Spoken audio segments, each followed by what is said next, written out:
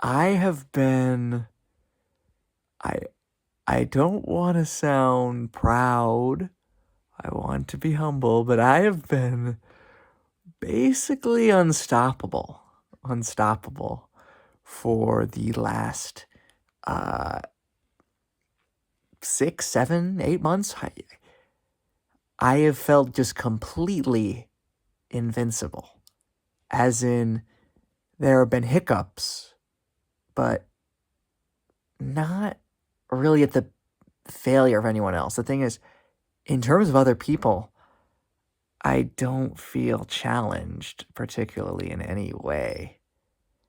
I don't feel like anyone is a threat to me in really any realistic sense, right? So, what have I to do? Because I've been worried that I'll lose my sort of strength, right? As in I'll start to become weaker intellectually because I'm just not I'll start to my capacities just aren't being challenged enough for me to continue to develop them. And so what can I do? Or what have I done? I have I've created my own Sherlock. I'm to my Moriarty. I've created my own arch nemesis. Now how can I do that? Have I given someone else a lot of money and resources and means of exterminating me who hates me? Not exactly, because I still have my designs and I'm still trying to get ahead in the real world. But in my dreams, I see an appropriate playground for me to be challenged and for me to potentially lose, but without any lasting damage, at least lasting material damage. Maybe there is a psychological impact. I'm willing to take that risk, right? And there are real stakes to these battles. And it is so essentially I've been setting up lucid dream landscapes with particular casts of individuals, and I've essentially just been in an all-out Cold War psychological battle continually every single night with this this evil, basically an evil twin slash arch nemesis slash just an evil version of myself, right? And it's been great.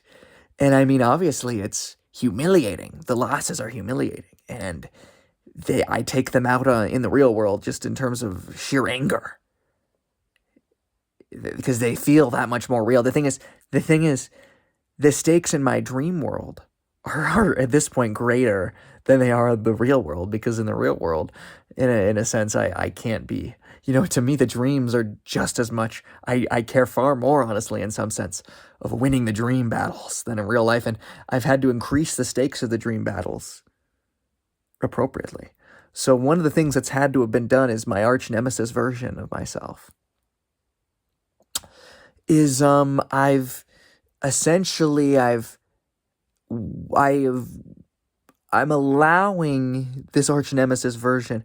I allow on the condition of them besting me in these intellectual battles in my mind. The thing is, yes. So the conditions of winning these battles is control of my outside material world personality. So if I lose a battle, the dark side of me, my evil nemesis essentially, gets to can take more psychological control of my actual life, right? And basically gets to be more and more a part of my individual decisions and whatnot. And my reasoning is, in a sense, yes, aren't you giving up your life? Yes.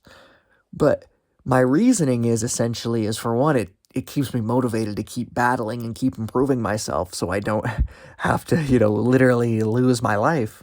The thing is, even if I lose, doesn't that just mean that this evil twin Nemesis version of myself will just be all the more capable, or more deserving and more capable of implementing my schemes in the real world, even if I lose full control of my own personality and body? At least my goals, I know, will be in better hands to an extent, right? So, I don't know why I'm laughing. So that's been my life. And if you haven't noticed, it's almost bedtime. So you can just about guess where I'm about to be. Good night.